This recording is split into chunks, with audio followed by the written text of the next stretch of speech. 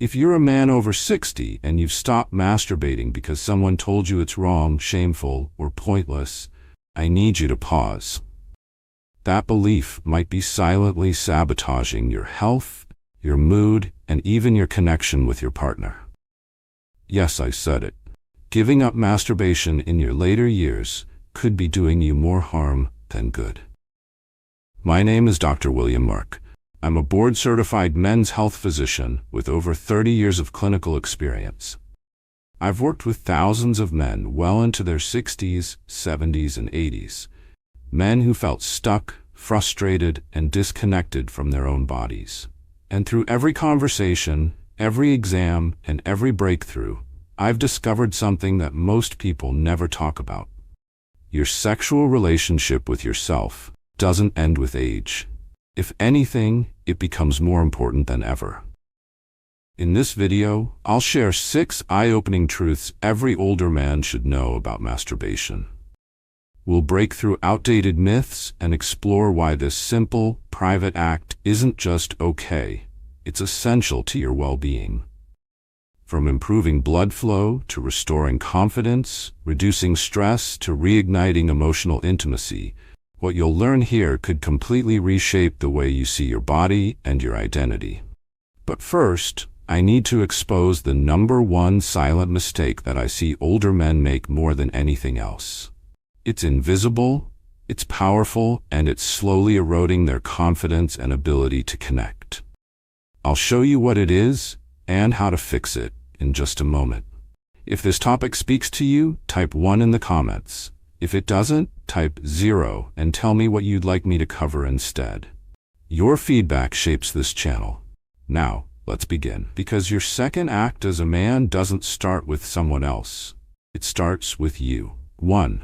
The one silent mistake: shame around masturbation. Let's talk about something that almost no one wants to admit, but nearly every older man has felt at some point. Shame. Not the loud kind. The quiet, invisible shame that whispers, you shouldn't still be doing that. Shame about your body. Shame about your desire. Shame about masturbation. For decades, society has taught men that touching themselves after a certain age is wrong, that it's immature, unnecessary, or even sinful. Many men internalize this message and slowly back away from any form of self-pleasure. Not because they no longer feel desire, but because they believe they shouldn't. And that's where the damage begins. I've seen this pattern over and over again in my practice. Men in their 60s and 70s who come in frustrated, disconnected, and unsure of why they no longer feel like themselves. Many don't have any serious medical condition. Their bodies are capable. Their hormones are stable, but something's missing. That something is permission. Permission to still be a sensual being. Permission to feel, explore, and enjoy their own bodies without guilt. Shame is more than an emotion. It's a physiological saboteur. It triggers stress responses in the body, increases cortisol, disrupts sleep, and kills libido. It makes men afraid to even think about pleasure, let alone pursue it. And slowly, confidence begins to erode. Relationships suffer, intimacy dries up, and worst of all, men start believing they've outlived their right to feel good. But here's the truth. Your sexuality didn't expire at 60. It evolved. And self-touch at this stage isn't about lust. It's about self-respect.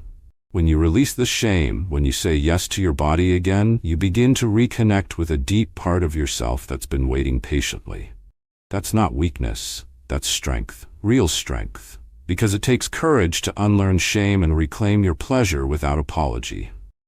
2. Masturbation is not a sign of loneliness. It's a sign of self-awareness. There's a painful myth floating around that touching yourself later in life is a sign of something missing. Like a relationship, companionship, or purpose. I've heard men say, I shouldn't have to do this anymore, as if masturbation were some sad substitute for real intimacy. But let me be clear, masturbation is not a sign of loneliness. It's a sign of self-awareness. When a man takes time to connect with his own body through self-pleasure, he's not escaping life. He's tuning in. He's saying, I still matter. My body still matters. That's not weakness. That's wisdom. You know your needs, and you care enough to meet them.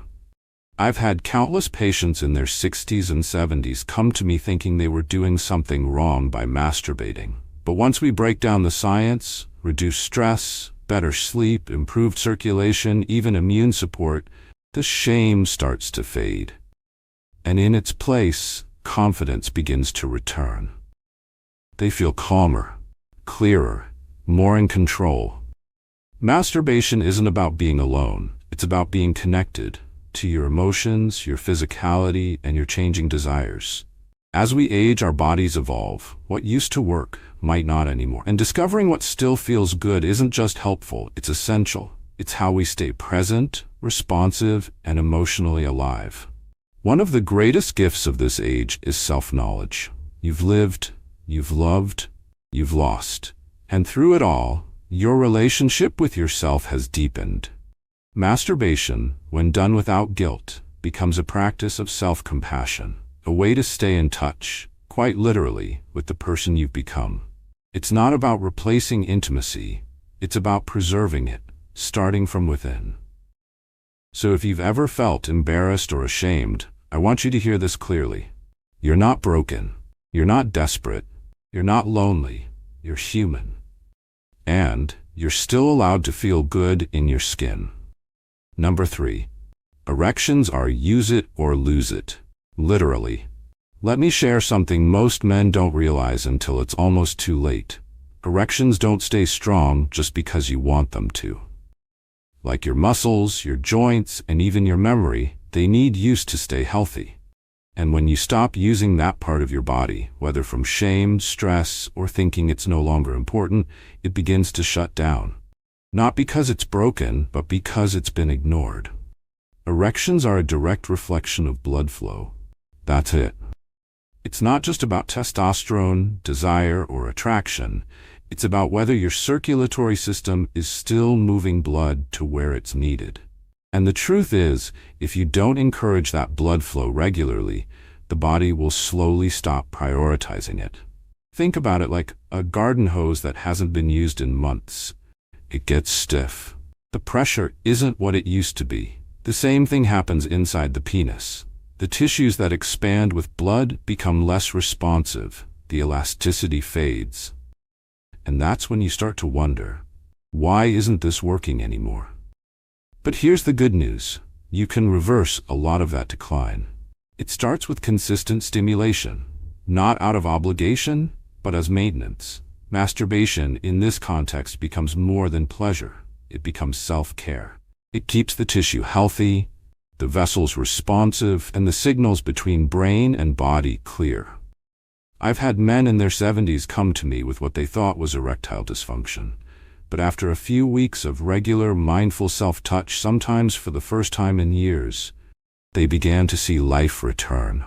Stronger erections, faster response, renewed confidence.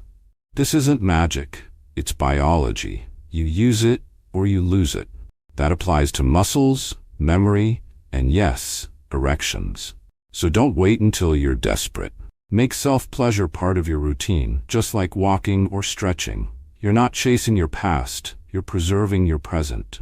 And when you stay physically connected in this way, it opens the door to something just as powerful, reconnecting with your imagination.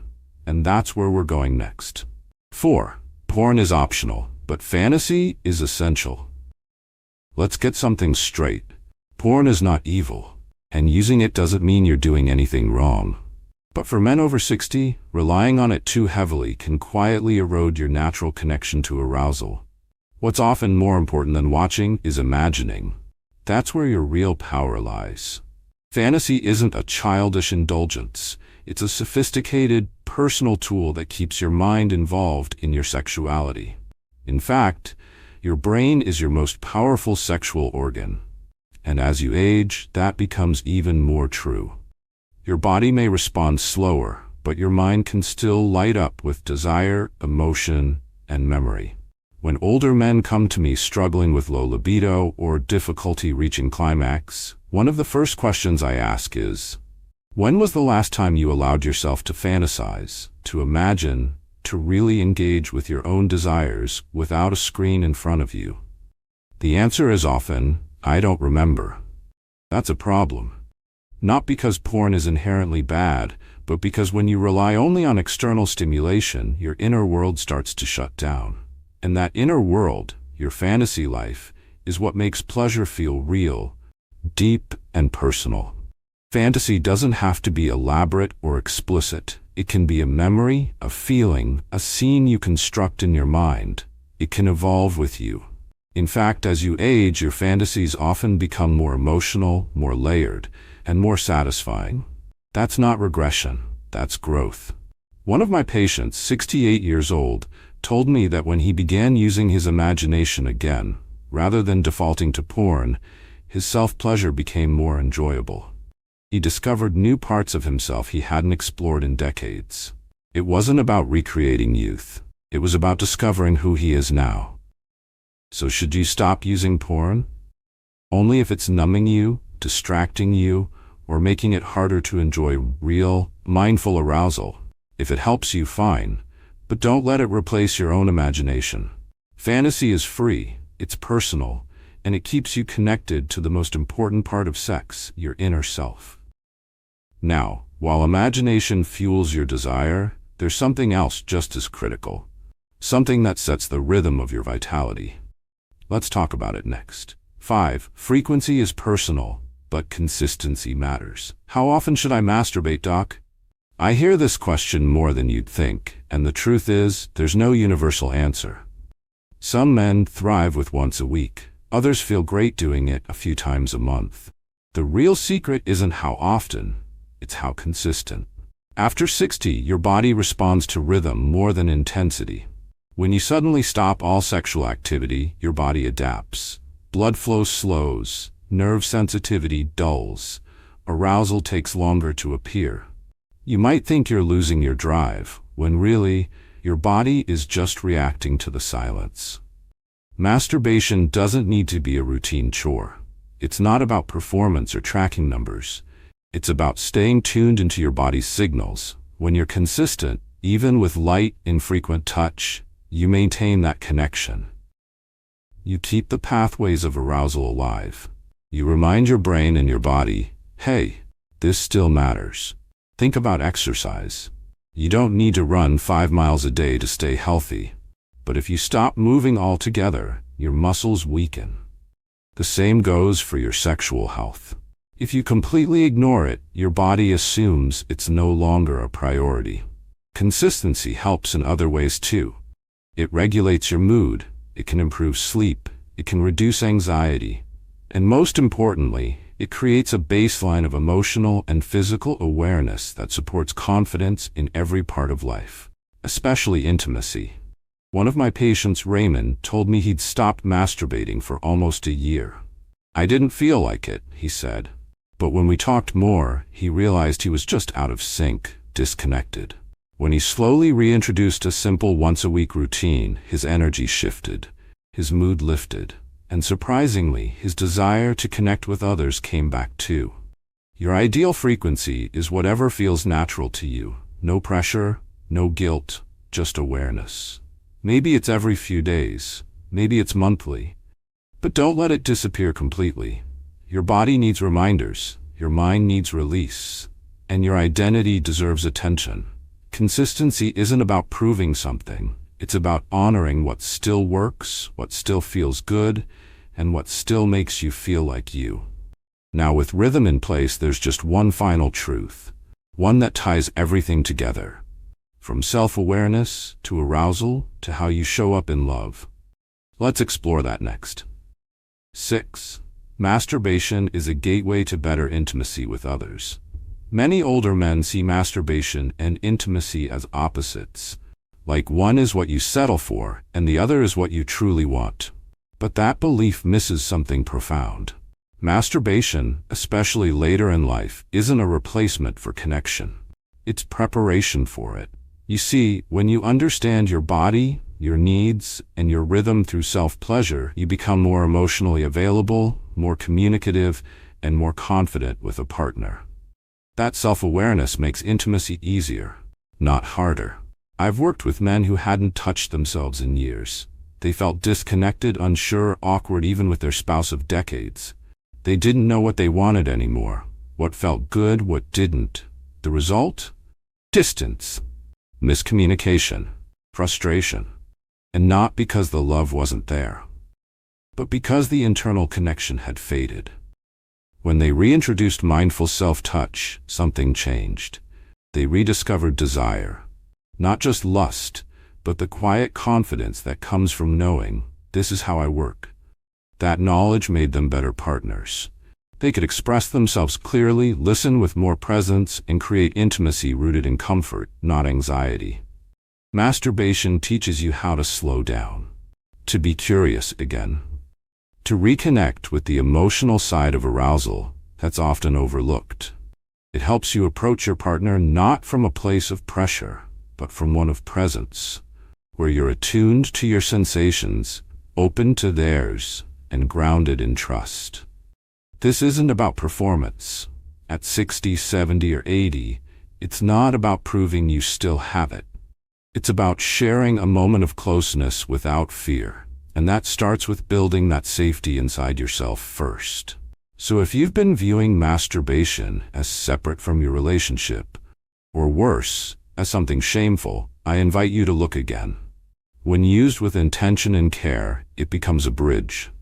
A quiet, personal ritual that makes you more available, emotionally and physically, to someone else. Because true intimacy doesn't begin with someone else. It begins with how deeply you know, respect, and show up for yourself. You've just uncovered 6 truths that challenge decades of silence, shame, and confusion around male sexuality after 60. These aren't just medical facts. They're invitations to reconnect with your body, reclaim your pleasure, and redefine what it means to age as a man with strength and dignity. It starts with letting go of the shame. That quiet voice that told you desire was inappropriate, or that pleasure had an expiration date. You now know that shame is the real thief of confidence, of connection, and of health. When you release it, you open a door to healing. Masturbation is not about loneliness or immaturity. It's about self-respect, about staying in tune with your needs, your rhythm, and your sense of self. It helps maintain circulation, support erections, and restore emotional balance. And most importantly, it reminds you that your sensual life is still alive and still matters. You've learned that erections thrive on use. That fantasy is not childish, but essential. That consistency, not frequency, is what keeps your body engaged. And that masturbation isn't the opposite of intimacy. It's often where real, meaningful connection begins. This stage of life doesn't require you to fade quietly. It asks you to rise with awareness, not by chasing youth, but by honoring your experience, your wisdom, your worth.